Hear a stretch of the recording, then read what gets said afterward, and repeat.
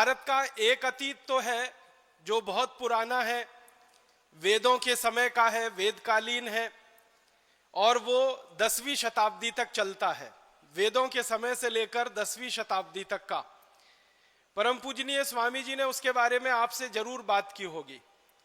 मैं आपको भारत के उस अतीत के बारे में बात करूंगा जो अभी हाल में हमारे सामने रहा।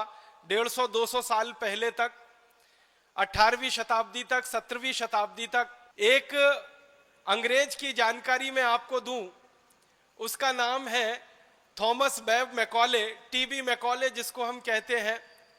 ये भारत में आया, करीब 17 वर्ष इस देश में रहा। सबसे ज्यादा जो अंग्रेज अधिकारी इस भारत में रहे उनमें से उसकी गिनती होती है मैकॉले की।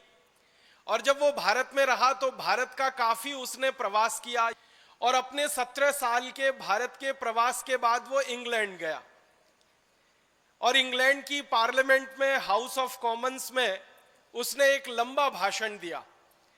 उस भाषण का थोड़ा सा अंश परम पूजनीय स्वामी जी द्वारा लिखित जो पुस्तक है शंखनाद, उसमें आप पढ़ सकते हैं। और वो अंश है, वो ये कह रहा है ब्रिटिश पार्लियामेंट के हाउस ऑफ कॉमन्स में, I have travelled length and breadth of this country India, but I have never seen a beggar and thief in this country India. इसका मतलब क्या है?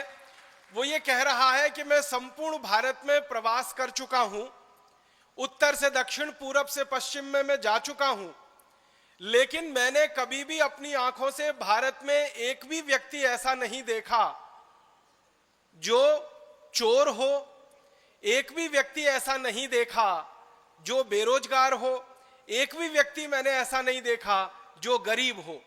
वो कहता है कि भारत में इतना धन और इतनी संपत्ति और इतना वैभव मैंने देखा है कि इन भारतवासियों को गुलाम बनाना बहुत मुश्किल काम है, ये आसान नहीं है। क्यों? वो खुद कहता है कि जो लोग बहुत पैसे वाले होते हैं, समृद्धशाली होते हैं, बहुत अमीर होते हैं, वो लोग जल्दी किसी के गुलाम नहीं होते, इसलिए भारतवासी हमारे गुलाम हो जाएंगे, ये मुझे बहुत मुश्किल लगता है। मैकॉले एक वाक्य और कहता है, उसको मैं सीधे सुनाता हूं। वो कहता है कि भारत में जिस व्यक्ति के घर में भी मैं कभी गया तो मैंने देखा कि वहां सोने के सिक्कों का ढेर ऐसे लगा रहता है जैसे कि चने का या गेहूं का ढेर किसानों के घरों में रखा जाता है। ये एक प्रमाण मैकॉले का भाषण ब्रिटेन की संसद में 2 फरवरी 1835 को। इसके बाद इससे भी बड़ा एक दूसरा प्रमाण मैं आपको देता हूं। एक अंग्रेज इतिहासकार हुआ, उसका नाम है विलियम डिग्बी। वो विलियम डिग्बी भारत के बारे में एक बड़ी पुस्तक लिखा है। उस पुस्तक का एक अंश थोड़ा सा सुनाता हूं आपको। उसने तो अंग्रेजी में लिखा है, मैं सीधे हिंदी करके बताता हूं। विलियम डिग्बी कहता है कि अंग्रेजों के पहले का भारत विश्व का सर्वसंपन्न कृषि प्रधान देश ही नहीं बल्कि एक सर्वश्रेष्ठ औद्योगिक और व्यापारिक देश भी था। अंग्रेजों से पहले का भारत खाली खेती वाला भारत नहीं था, कृषि वाला भारत नहीं था, वो औद्योगिक और व्यापारिक देश भारत था जो सर्वश्रेष्ठ था। उसके आगे वो कहता है कि भारत की भूमि इतनी उपजाऊ है जितनी दुनिया के किसी देश में नहीं। फिर आगे कहता है कि भारत के व्यापारी इतने ज्यादा होशियार हैं जो दुनिया के किसी देश में नहीं। फिर वो आगे कहता है कि भारत के जो कारीगर हाथ से कपड़ा बनाते हैं, उनका बनाया हुआ कपड़ा, रेशम का तथा अन्य कई वस्तुएं पूरे विश्व के बाजार में बिक रही हैं, और इन वस्तुओं को भारत के व्यापारी जब बेचते हैं तो बदले में इन वस्तुओं के वो सोना और चांदी की मांग करते हैं जो सारे दुनिया के दूसरे व्यापारी आसानी के साथ भारतवासियों को दे देते हैं।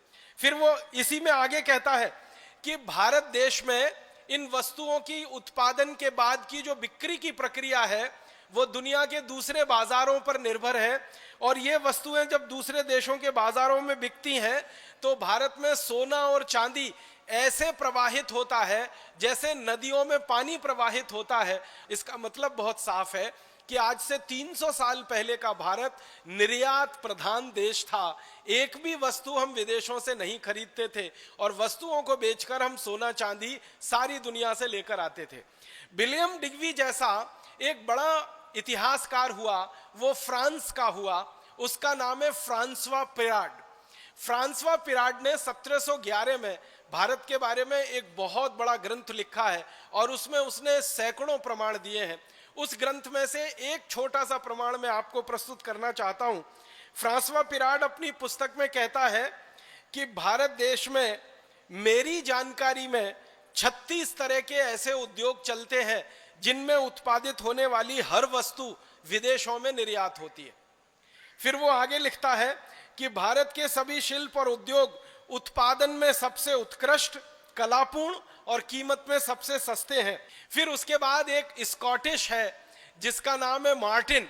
वो इतिहास की पुस्तक में भारत के बारे में कहता है कि ब्रिटेन के निवासी, इंग्लैंड के निवासी जब बर्बर और जंगली जानवरों की तरह से जीवन बिताते रहे, तब भारत में दुनिया का सबसे बेहतरीन कपड़ा बनता था और सारी दुनिया के देशों में बिकता था।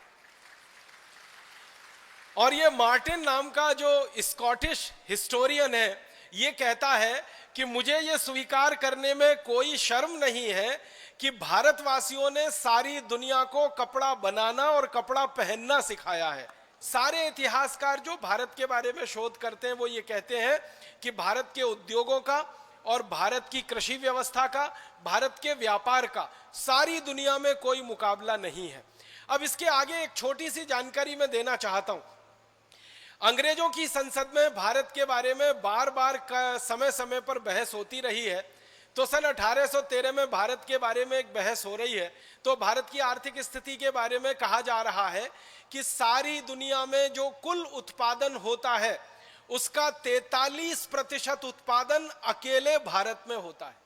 लोहा इस्पात बनाने की जो टेक्नोलॉजी भारत में रही है वैसी दुनिया में किसी देश के पास नहीं है। अंग्रेजों का ये जो अधिकारी है कैम्पबेल, वो ये कहता है कि भारत का बनाया हुआ लोहा, भारत का बनाया हुआ इस्पात सारी दुनिया में सर्वश्रेष्ठ माना जाता है। और ये जो सारी दुनिया में सर्वश्रेष्ठ माना जाता है उसके बारे में वो एक मुहावरा दे रहा है और वो कह रहा है कि इंग्लैंड में या यूरोप में अच्छे से अच्छा जो लोहा बनता है वो भारत के घटिया से घटिया लोहे का भी मुकाबला नहीं कर सकता। एक जेम्स फ्रैंकलिन नाम का अंग्रेज है, बहुत बड़ा मेटलर्जिस्ट उसको माना जाता है, बहुत बड़ा उसको जो है धातुकर्मी विशेषज्ञ माना जाता है। वो ये कहता है कि भारत का स्टील दुनिया में सर्वश्रेष्ठ है। यूरोप में सबसे अच्छा स्टील इस समय बनता है स्वीडन में, लेकिन भारत का स्टील उससे कई गुना अच्छा है।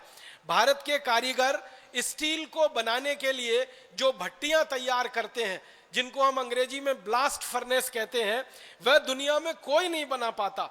वो कहता है कि इंग्लैंड में लोहा बनाना तो हमने 1825 के बाद शुरू किया, भारत में तो लोहा 10वीं शताब्दी से ही हजारों हजारों टन में बनता रहा है और दुनिया के देशों में बिकता रहा है। अब इसके थोड़ा आगे चलूं, अगर स्टील इतनी अच्छी क्वालिटी का है तो एक अंग्रेज अधिकारी है, उसका नाम है lieutenant colonel A walker.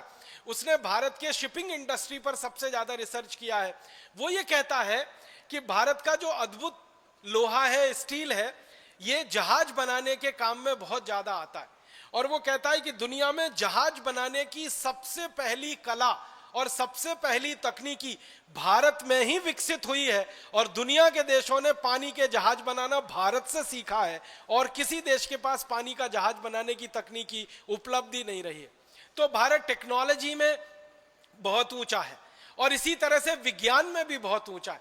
Bharat के विज्ञान के बारे में एक दो नहीं 20 अंग्रेजों ने रिसर्च की है, शोध की है, और वो ये कहते हैं कि भारत में विज्ञान की 20 से ज्यादा शाखाएं हैं जो बहुत ज्यादा पुष्पित और पल्लवित हुई हैं। एक बात आप सभी जानते हैं, वो ये कि एक यूरोप का वैज्ञानिक हुआ, उसका नाम है कॉपरनिकस।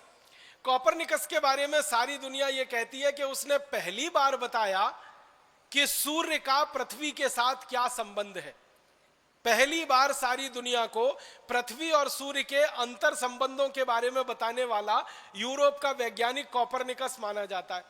और उस कॉपरनिकस के बारे में यह भी कहा जाता है कि वो पहला यूरोपियन वैज्ञानिक है जिसने सूर्य से पृथ्वी की दूरी का अनुमान लगाया।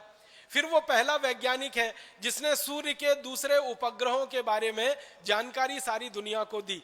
लेकिन इस कॉपरनिकस की बात को अंग्रेज ही कह रहा है कि ये असत्य है, झूठ है।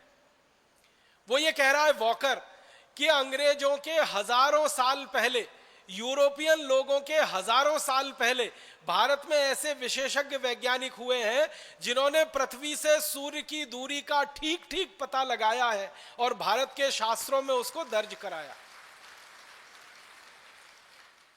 यजुर्वेद में विशेष रूप से ऐसे बहुत सारे सूत्र हैं, श्लोक हैं, मंत्र हैं जिनसे बहुत सारा स्पष्ट ज्ञान मिलता है खगोल शास्त्र का।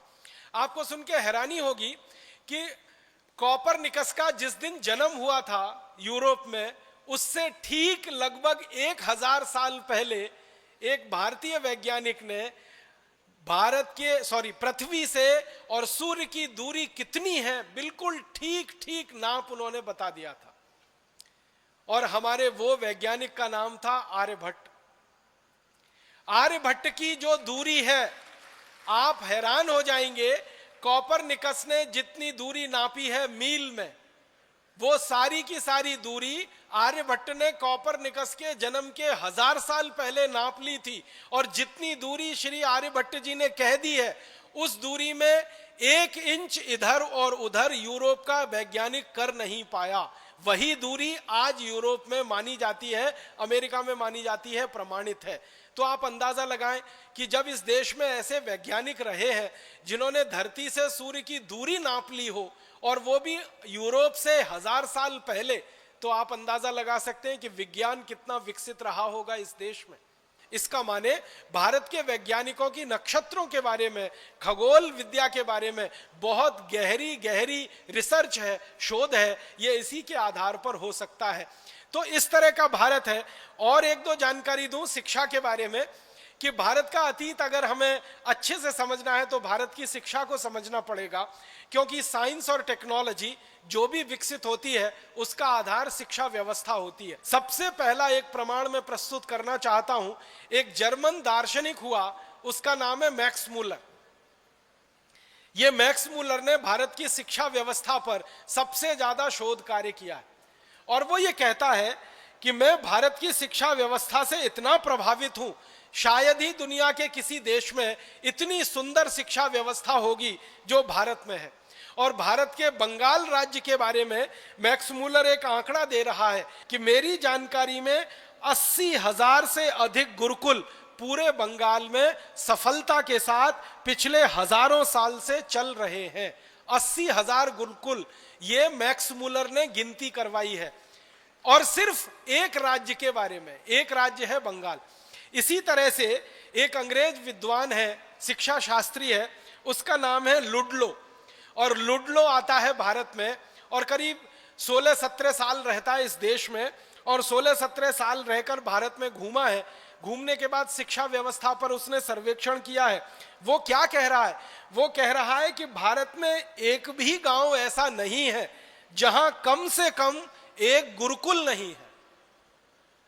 कम से कम माने हर गांव में कम से कम एक गुरुकुल तो है ही, एक से भी ज्यादा है। फिर आगे वो कह रहा है कि भारत के बच्चे एक भी ऐसे नहीं हैं जो गुरुकुल में ना जाते हों पढ़ाई के लिए। माने सभी बच्चे गुरुकुल में जाते हैं पढ़ाई के लिए। अब आप पूछेंगे कि ये लुडलो किस समय की बात कर रहा है? ये लुडलो 18वीं शताब्दी की बात कर रहा है, ज्यादा पुरानी बात नहीं कर रहा है। उसके अलावा एक और अंग्रेज है जिसका नाम है G.W. लिटनर।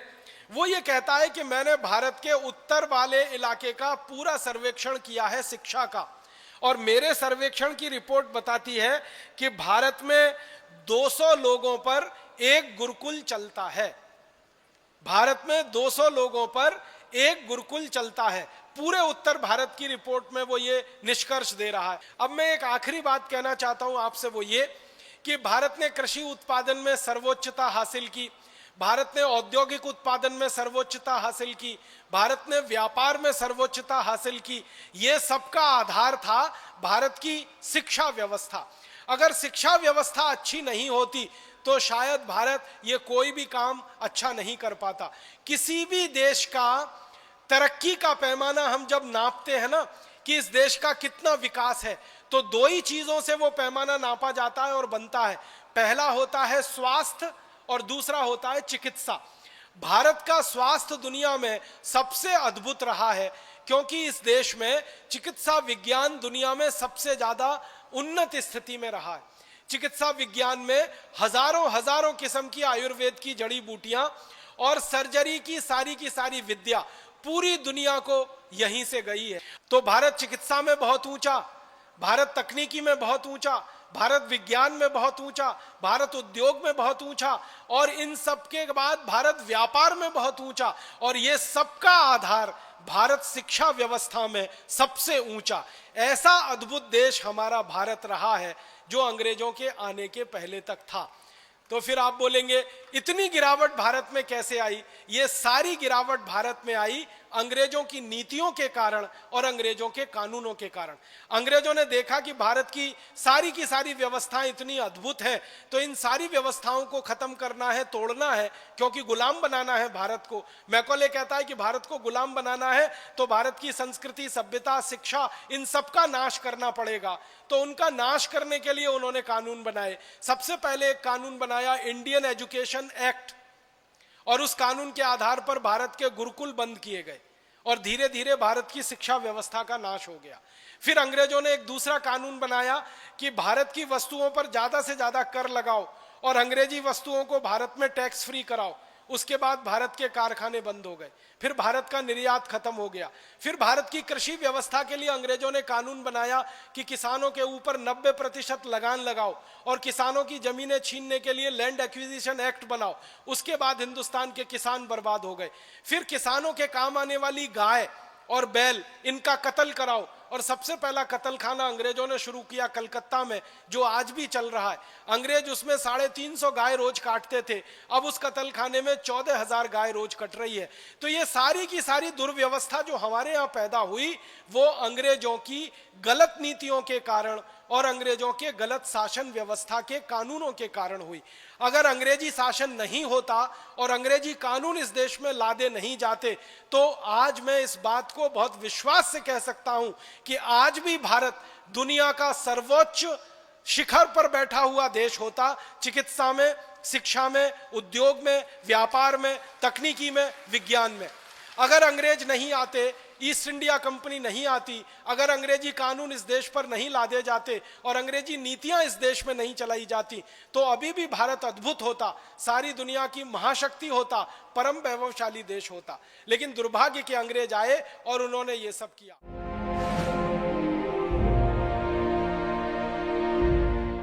भारत स्वाभिमान का जो अभियान अपने भारत में परम पूजनीय स्वामी जी के नेतृत्व में जो शुरू हुआ है, ये अभियान भारत की दशा को और दिशा को ठीक करने वाला है। भारत की गरीबी, भारत की भुखमरी, भारत की बेरोजगारी, भारत के किसानों की बेबसी, भारत के मजदूरों की लाचारी, हमारे देश की महिलाओं बहनों पर होने वाले अत्याचार, हमारी माताओं बहनों की लुटने वाली इज्जत, ये जो सारे गंभीर प्रश्न पैदा हुए हैं हमारे देश में, इन प्रश्नों का समाधान ढूंढने का प्रयास है ये भारत स्वाभिमान का अभियान। और इस अभियान की सफलता 100% निश्चित है। ये अभियान पूरी तरह से सफल होगा। श्री राम ने भी रावण को मारकर व्यवस्था परिवर्तन ही किया था, आप ध्यान रखिएगा। खाली सत्ता परिवर्तन नहीं किया था, व्यवस्था परिवर्तन किया था और व्यवस्था को आमूलचूल बदल दिया था। श्री कृष्ण ने कंस को मारकर व्यवस्था परिवर्तन किया था, पूरी व्यवस्था को आमूलचूल बदल दिया था। तो सारे महापुरुष इस देश में जो आते रहे हैं, व्यवस्था परिवर्तन के काम के लिए आए हैं। सत्ता परिवर्तन किसी का लक्ष्य नहीं था, लेकिन व्यवस्था परिवर्तन होने के लिए सत्ता परिवर्तन पहला चरण होता है, इसलिए उन्होंने सत्ता का भी परिवर्तन किया था और अंत में व्यवस्था का भी परिवर्तन किया था। भारत स्वाभिमान अभियान का भी उद्देश्य बिल्कुल स्पष्ट है कि हमें व्यवस्था परिवर्तन ही करना है। इसमें से सत्ता परिवर्तन हो जाए तो वो हमारे लिए पहले चरण की बात है, हमारा अंतिम चरण तो व्यवस्था परिवर्तन का काम है। तो हमारे सेनापति परम पूजनीय स्वामी रामदेव जी, हमारे शुभेच्छक, हमको आशीर्वाद देने वाले परम पूजनीय आचार्य श्री, ये सब हमारे साथ में हैं, आशीर्वाद दे रहे हैं, शुभकामनाएं दे रहे हैं, हमारे साथ हमको उत्साह दे रहे हैं, हमको दिशा दिखा रहे हैं, रास्ता बता रहे हैं। क्योंकि दिशा और रास्ते का बड़ा महत्व होता है व्यवस्था परिवर्तन के काम में। थोड़ी सी दिशा भटक जाए तो पूरा आंदोलन खत्म हो जाता है। अपने व्यक्तिगत जीवन से अंग्रेजियत को हटाना है, अपने राष्ट्र जीवन से अंग्रेजियत को हटाना है, अपने व्यक्तिगत जीवन से अंग्रेजी भाषा को हटाना है, अपने राष्ट्र जीवन से भी अंग्रेजी भाषा को हटाना है, अपने व्यक्तिगत जीवन से अंग्रेजी भूषा को हटाना है, अपने राष्ट्र जीवन के एक एक स्तर से अंग्रेजियत को हटाना है। इन सब हटाने के अभियानों में हम सब सेनानी बनेंगे और हमारे सेनापति परम पूजनीय स्वामी जी का एक एक निर्देश और एक एक आदेश का अपने जीवन के अंतिम दिन तक पालन करेंगे, क्योंकि संगठन जो होता है पूर्ण अनुशासन से चले तभी सफलता हासिल करता है। 1857 की आज़ादी में पूरे संगठन ने तय किया था 31 मई को सारे देश में एक साथ आज़ादी की लड़ाई शुरू होगी, लेकिन कुछ अति उत्साही क्रांतिवीर नौजवानों ने 31 मई की तारीख को भुला दिया। 10 मई को ही सारा आज़ादी का लड़ाई का काम शुरू कर दिया। संगठन का निर्देश उस समय चूक गए मानने से परिणाम ये हुआ कि हम आज़ादी हासिल करने में 100 साल पीछे चले गए। 5000 विदेशी ईस्ट इंडिया कंपनियां आज इस देश में हैं। देश का आने वाला समय कैसा होगा, इस अंदाजे को मन में रखकर आप तैयार होइए, संकल्प करिए और इस देश में फिर से एक बड़ा आंदोलन शुरू करिए, स्वदेशी का, स्वराज्य का, अपने देश की आज़ादी को बचाने का, अपनी स्वतंत्रता को बचाने का, अपने स्वराज्य और स्वतंत्रता को पूर्ण रूप से स्थापित कराने का। और उसी आंदोलन का नाम है भारत स्वाभिमान, उसी अभियान का नाम है भारत स्वाभिमान। तो आप सब भारत स्वाभिमान के सक्रिय सेनानी बने और हमारे सेनापति परम पूजनीय स्वामी जी के निर्देशन में अपनी पूरी जिंदगी की सार्थकता इसी काम में ढूंढें और खोजें कि हम भारत की दोबारा गुलामी आने नहीं देंगे और आधी अधूरी आज़ादी को पूरी आज़ादी में परिवर्तित करेंगे। भूतकाल में जो भारत सोने की चिड़िया था, सारी दुनिया का विश्व गुरु था, भविष्य में भी भारत सोने की चिड़िया और विश्व गुरु बनेगा, ऐसी हमारे मन में दृढ़ संकल्प की भावना हो। ईश्वर हमको इसके लिए ताकत दे, शक्ति दे, संकल्प दे। इस भावना के साथ आभार, धन्यवाद। स्वतंत्रता आना अभी बाकी है, स्वराज्य आना अभी बाकी है। अपना राज्य, अपना तंत्र, अपनी भाषा, अपनी भूषा, अपना भोजन, अपना भजन, अपने वस्तुएं, सब कुछ अपना हो, ऐसी आज़ादी अभी आना बाकी है।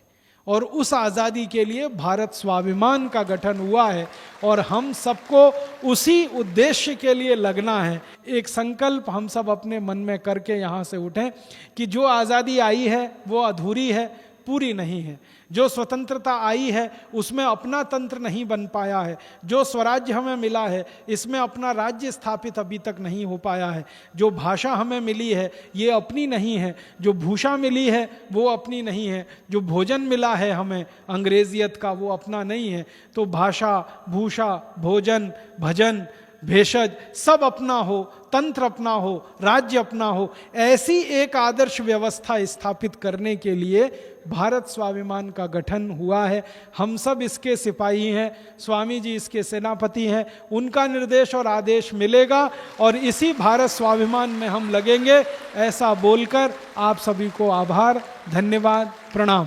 भारत माता की जय।